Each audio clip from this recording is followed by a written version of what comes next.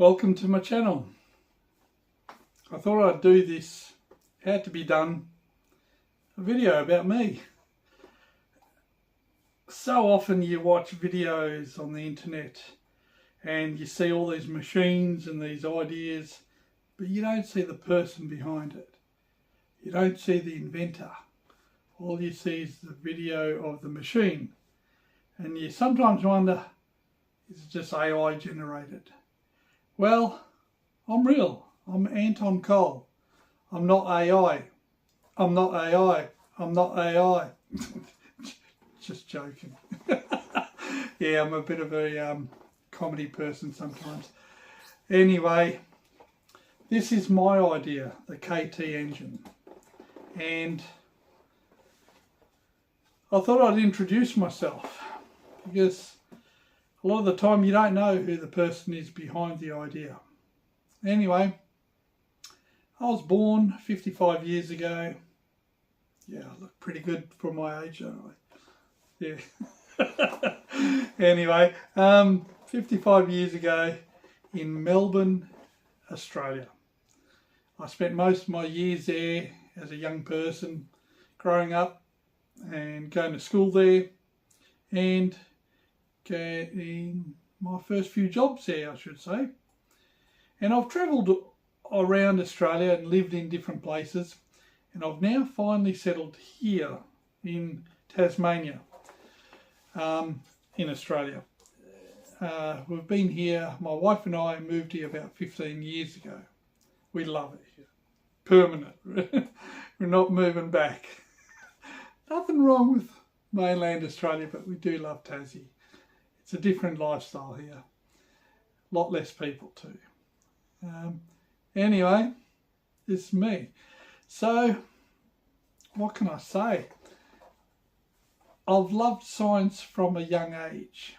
My parents were, even though they were quite religious, they respected education. And my parents bought what was called the World Book Encyclopedia set for us when we were little kids, because they wanted us to learn and read from these encyclopedias. And they bought the children's version as well. So we grew up with these in our lounge room, so we could just grab these books and read anything about the world. This is, remember, back in the 70s and the 80s, before internet, before Google, before all this technology. You had to go to a library to find information. But these World Book encyclopedias were fantastic. They were a world, they were a window into the whole world. You could just pull the book out and look up virtually anything back then. And one of the books in the children's one was to do stuff, to make stuff. It was like making things and building things. It was turning you into a little bit of a sciencey, arty, geeky person.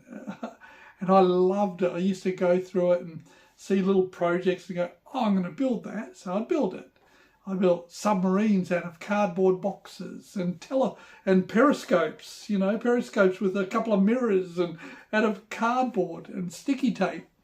So that was my early days in science and building things as a kid, being fascinated with how things work. And anyway, one of my early experiments to do with electricity. Now, don't play with household electricity. It's dangerous. It will kill you. It will kill you. It does kill people every year. Anyway, I was probably about 10 or 11 years old. And we lived in a house there in Kew, in Melbourne. And there was a light switch there, an old-fashioned light switch with a round cover on it that you could unscrew and take the cover off. And behind the cover, crazy days back in the 70s and 80s, was wires and screws directly to the household power. You could just unwind it and touch it and play with it. And me being a very curious kid and into a bit of the sciencey stuff and wanting to know more, I was fiddling and I touched two of the wires.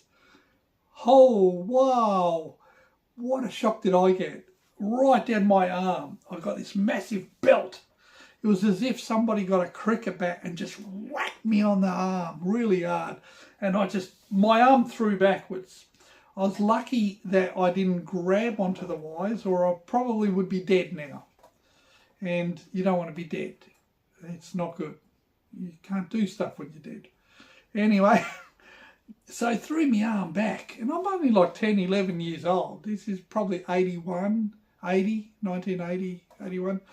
And so I thought, what was that? You know, I know electricity comes in and turns lights on and TVs on, but what was that? And I knew it went to it was a light switch.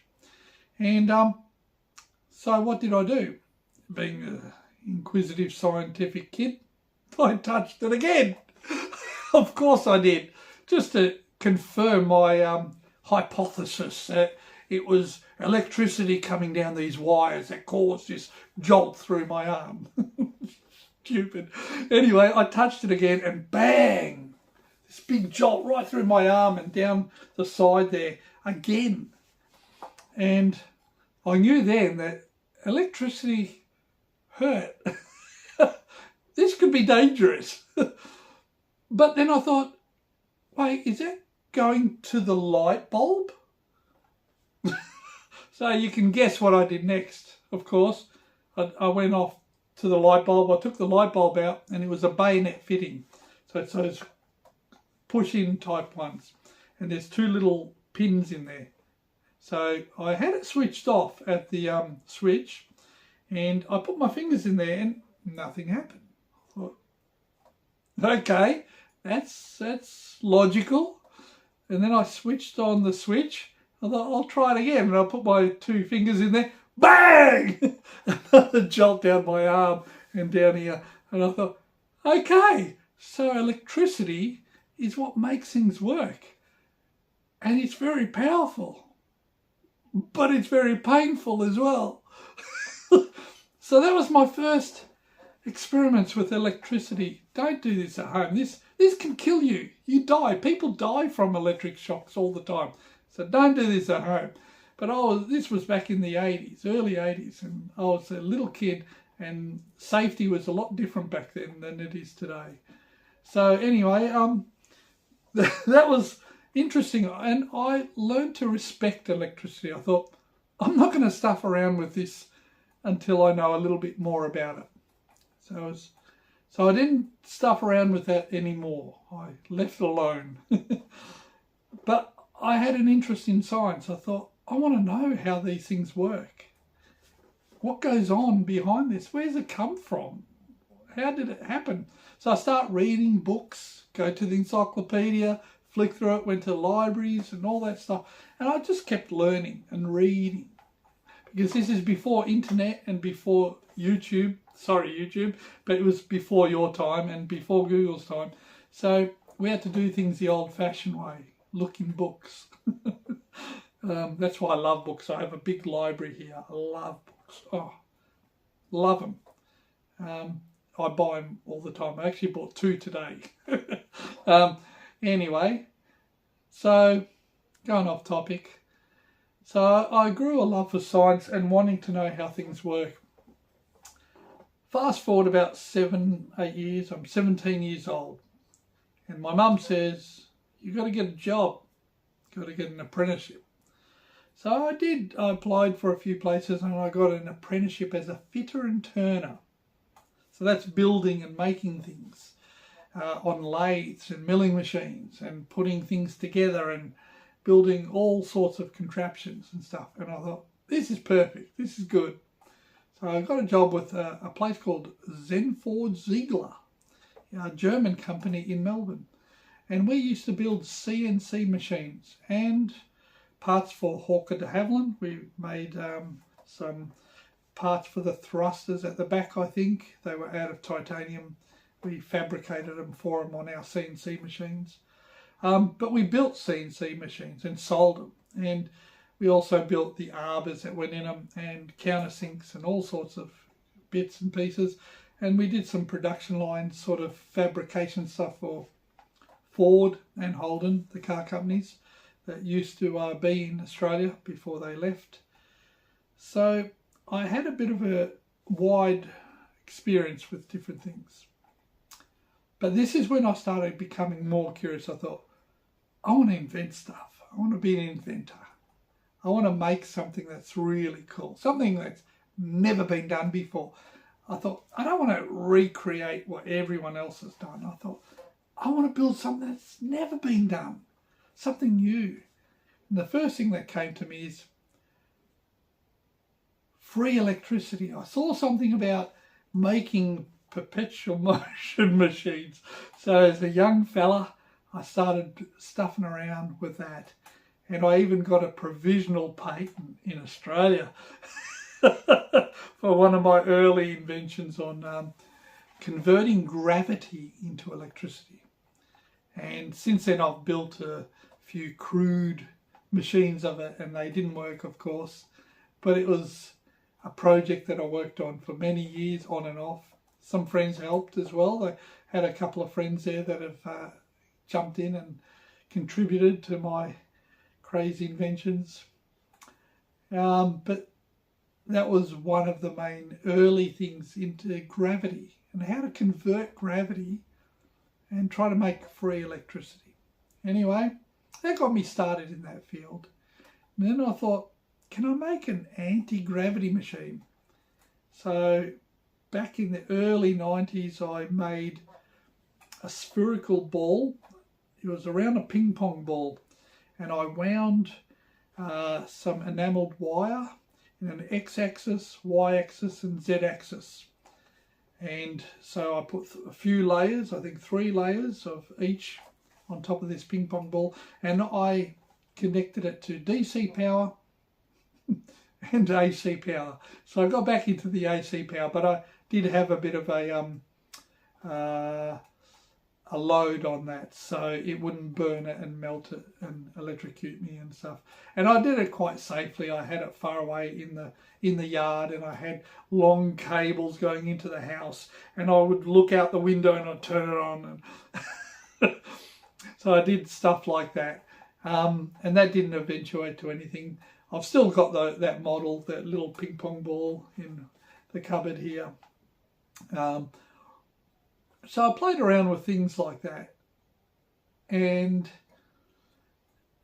I'd do things on and off, you know.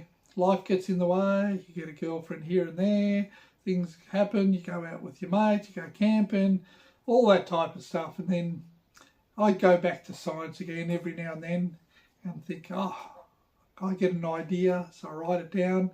I've got folders of ideas from the 90s, just weird ideas, crazy ideas. When I went back through the folders a while back, I thought, oh geez, that was so stupid and so bizarre.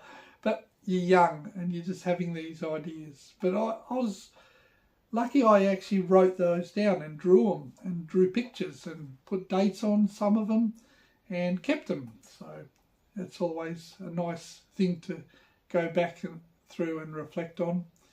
I might go back through. So there's a couple of ideas that might have potential. I'm sounding a bit like someone else from a TV show. I won't name that TV show, but yes, so I'll go back to those old ideas one day. But when was it? 2006, I think I remember. I had an idea about having a magnet and having an electromagnet and impulsing the electromagnet so that it throws the magnet one way and hits an impact plate. And then an elastic band pulls it back when the power's off. And that was my early experiments with the KT engine, where I'm up to now. So that was back in 19 years ago. I started that back in Melbourne when I was in a place living with my brother. And so in the garage I built these devices and ran them off various computers. I think it was XP back then. XP. I've still got the laptop just, oh, where is it? It's over there. Yeah, I've still got that laptop, and it's got some software on it for playing sounds in different frequencies. So I vibrated these little magnets back and forwards, and they actually moved along the table. And I thought, wow, that's really cool. I'm actually getting them to move along the table. I thought, if I can turn them up, can I move them up into space so they levitate, they fly? And I tried that, and of course it didn't work. And I thought, maybe I just don't have enough power, maybe the frequency's wrong, maybe I need a faster frequency, maybe these little things are too small, I need to make them bigger. But I tried a few different things, and then I connected them to a cable system. So they moved 2.5 meters along a cable, and they went along the cable. I think I got up to 21 seconds from one end of the cable, 2.5 meters to the other in 21 seconds. And I thought, that's good. But I did some maths and I thought, nah, it needs to be a lot faster. It needs to go from that end to that end. I think this is, can't remember exactly, about half a second to have enough thrust to then be able to lift off the earth. I thought, these aren't working. So I put them away. Life got in the way again, and things moved on. Then moved to Tasmania, and I thought I'll make some more things. So I made some more models. And if you go through my videos, you can see the older ones that I made with little wheels that spin and all sorts of things. And then I got some 3D printers and started playing around with them. And I think late last year, I thought, I'm going to revisit this idea because it keeps nagging in the back of your head. You know, when you've got an idea and you leave it for a while and you think, I think there's some potential there. I think this could work, possibly. But it nags you, nags you, nags you, nags you. You can't get rid of it. So eventually you say, I've got to do something. I've got to build it. I've got to try it. If it doesn't work, at least the nagging will stop in the head. Some people might understand where I'm coming from, but some won't. Anyway, getting back onto topic here. I thought I would build a new model with the 3D printer because I had a pretty good one that could do quite large components. I thought, I'm going to go bigger. I'm not going to stuff around with tiny little things anymore. I'm going to go a little bit bigger and try to make something that's got some weight in it, some kilos of weight to lift off. If I can do that, then I've made a levitating device. And something that I've always wanted to do with this idea is to get away from needing constant fuel to power it. Even though this works on DC power, you need DC power constantly. Though there's many ways you can get DC power. You can get it from isotopes and nuclear isotopes that create electricity that have gone on spacecraft already out into space. So there's ways of getting electricity, and if I can make something that can levitate and fly into space, or anywhere in the world, or from here to down the road, just using electricity, some motors, that would be pretty awesome. That'd be pretty cool. And I've always wanted to go out in space. That's a dream of mine. I want to go up in space. I want to go to the moon. I want to go to Mars. I want to travel the solar system. Love to. Anyway, maybe one day, if I can get this going, I'm going. So that's one of my big motivations, and also because the curiosity just keeps nagging at me, and having ideas and not letting them go, and thinking I've got to keep going with this. So that's where I'm at. I've now got my 3D model, the one that blew up recently. I'm already printing some new parts. So I'm already starting to redesign it, and we'll see where it goes. But anyway, it's about, this is a little video about me, who I am. I like hiking, bushwalking, I like nature. What else? Science, knowledge. I like knowing things and knowing how things work. I'm always curious. If I see something and it's like, how does that work? I'll usually look it up and try to find out. Anyway, hope I didn't ramble too much. Anyway, I'm a real person, Anton Kole, K-O-L-E, live in Tasmania, Australia, and I'm trying to invent a levitating flying spacecraft for the world, for everyone. So you're welcome to join in and try it for yourself. Hopefully it's not going to be far off before you see the video where you actually see it flying. Why am I releasing it now? Good question.